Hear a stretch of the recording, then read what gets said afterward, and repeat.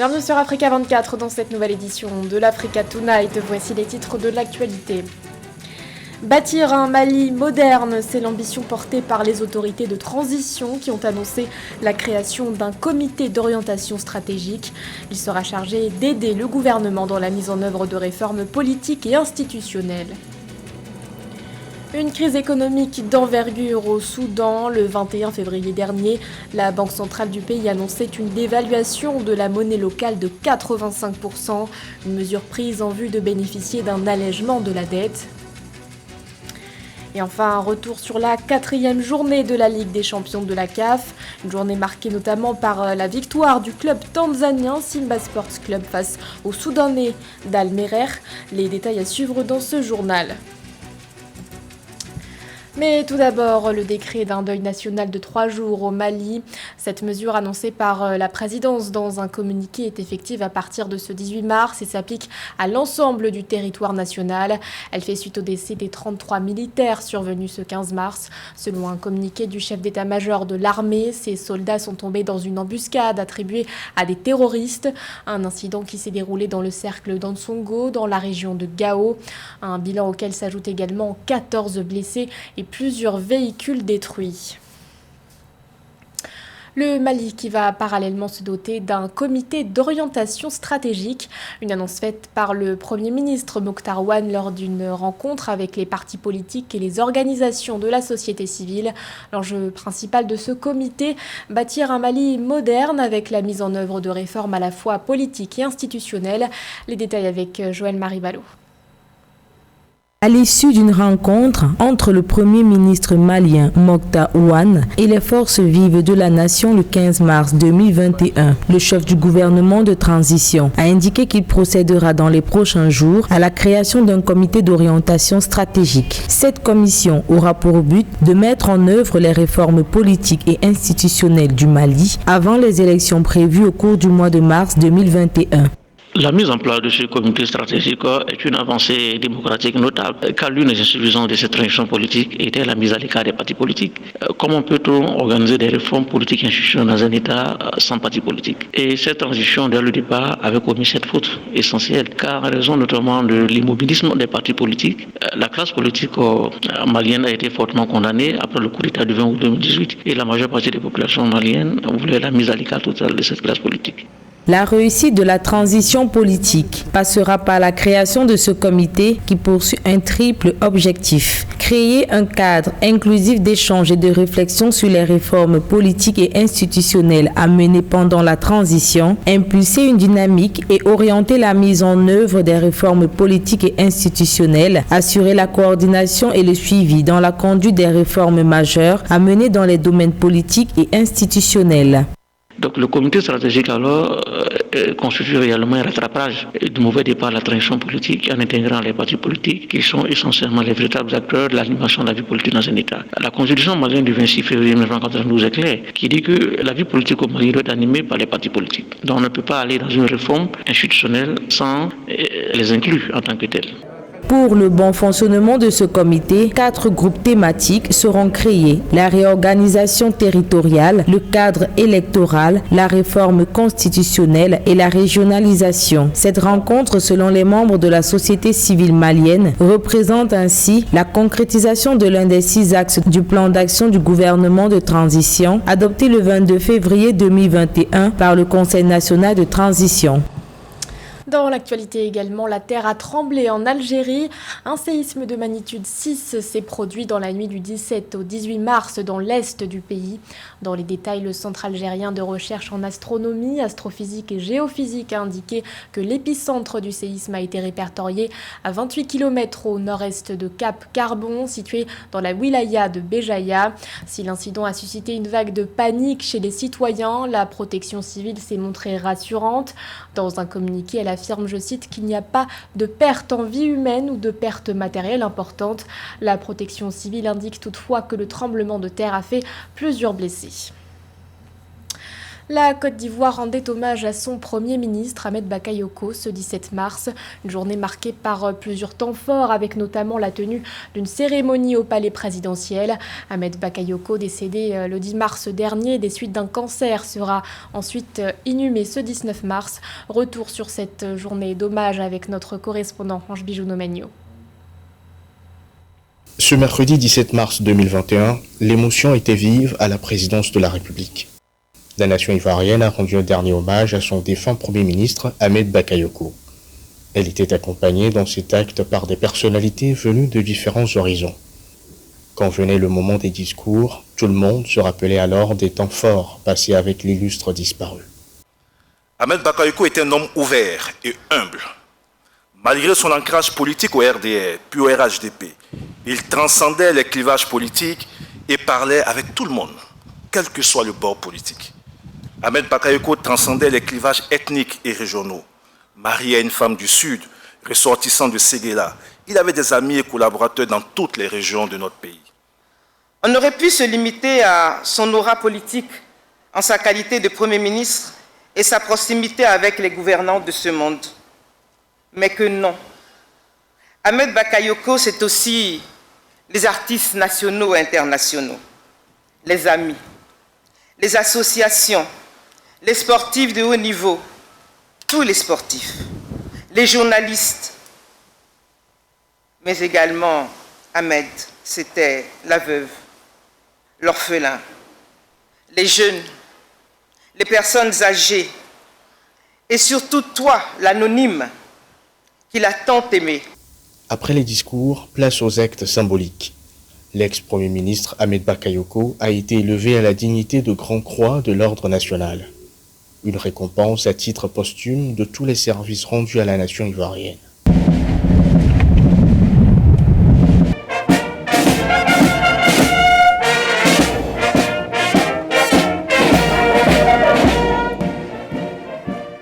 L'ex-premier ministre Ahmed Bakayoko est décédé le 10 mars 2021 des suites d'un cancer fulgurant. Sa dépouille sera acheminée vers Séguéla, sa région natale, pour un enterrement. C'était le 21 février dernier. La Banque centrale soudanaise annonçait une dévaluation de la monnaie locale de 85%, une mesure prise en vue d'obtenir un allègement de la dette et ainsi sauver l'économie nationale.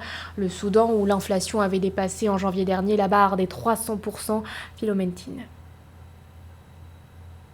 Afin de répondre à la forte demande des créanciers internationaux du Soudan et du Fonds monétaire international, la Banque centrale soudanaise a dévalué la monnaie nationale du pays de 85%.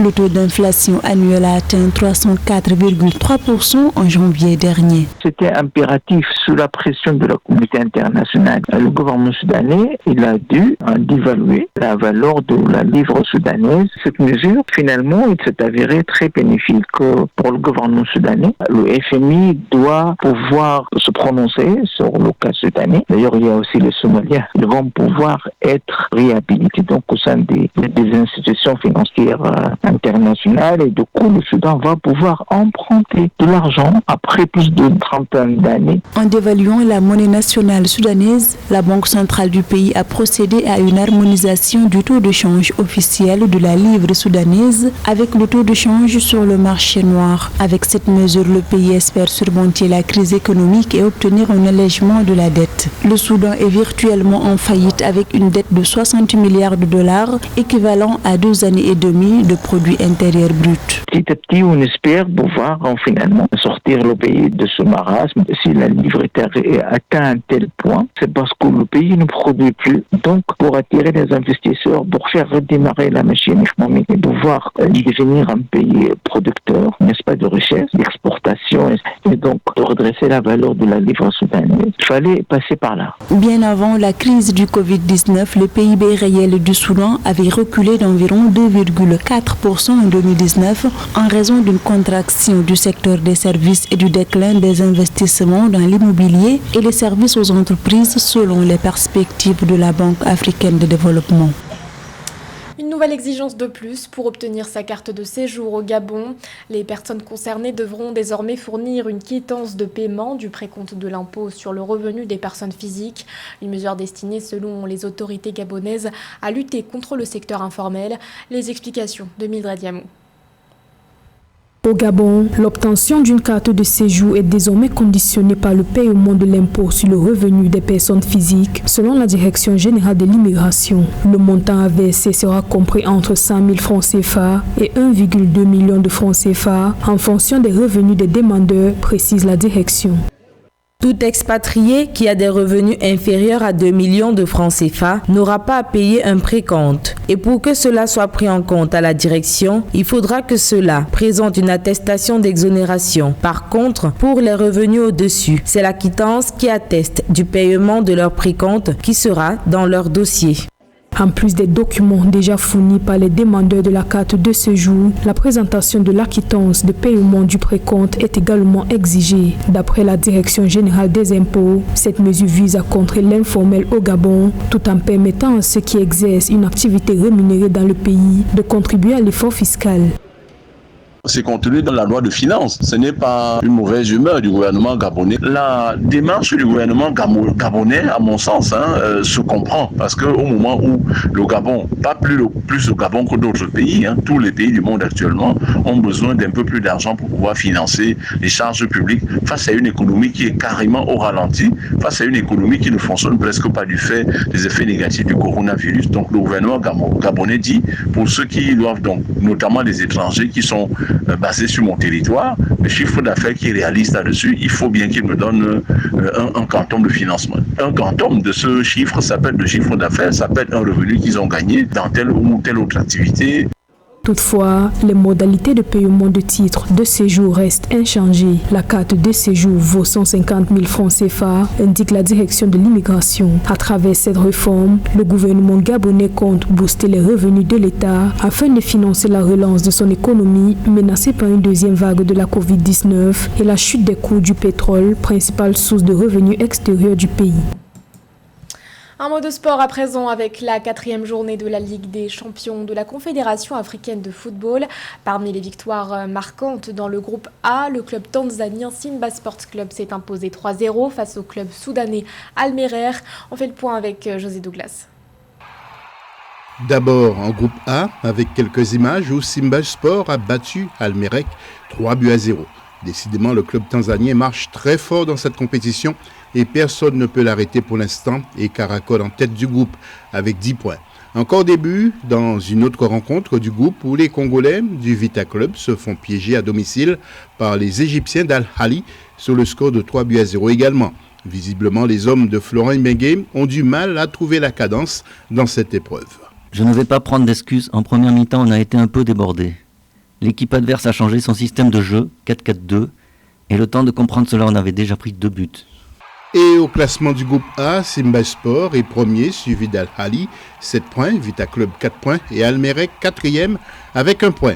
En groupe B, les Sud-Africains de Mamelodi Sundowns du président Patrice Motsepe s'envolent avec 12 points. Les 3 autres équipes du groupe, Al-Hilal, CR Belouizdad et le TP Mazembe sont à la lutte.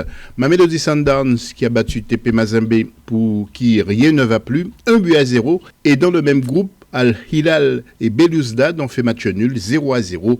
Le TP Mazembe a des difficultés sur le terrain. En changeant d'entraîneur, il y a toujours de nouveaux joueurs qui sont là. Avec, c'est vrai que tout ce qu'il y a tout autour, ça va pas, ça explique, il n'y a pas des excuses. Il y a simplement dire que nouvel entraîneur, de nouveaux joueurs, mais là ils ont du mal à démarrer. C'est difficile de voir TP Mazembe avoir autant de difficultés actuellement. En groupe C, le Wydad est quasiment qualifié aussi, seul en tête, suivi de Roya et Kaizer Chiefs. Petro Luanda et Kaizer Chiefs ont fait match nul 0-0. Même score pour Roya et Wydad. D'autres images avec le groupe D et d'abord le MSL Jean Blanc qui a assuré en battant les Sénégalais de Tungut 1-0. Un résultat important pour la suite et pour le match Zamalek-Tunis. Écoutez bien, Roger Toto avait bien vu les choses. Oui, Tunis se voyage très très bien. Donc c'est une équipe qui joue très bien au ballon, très costaud et ça va pas être un match facile pour l'équipe égyptienne. Les Égyptiens de Zamalek en blanc ont donc été battus sur leur terrain par AS Tunis 1-0. L'essentiel, c'était la victoire, car AS Tunis est seul leader avec 10 points, suivi du MC Alger 8 points. Zamalek et Tungut peuvent quasiment dire adieu à la compétition. Ce journal a été réalisé par l'ensemble de la rédaction. Merci de votre fidélité. L'actualité continue sur Africa 24.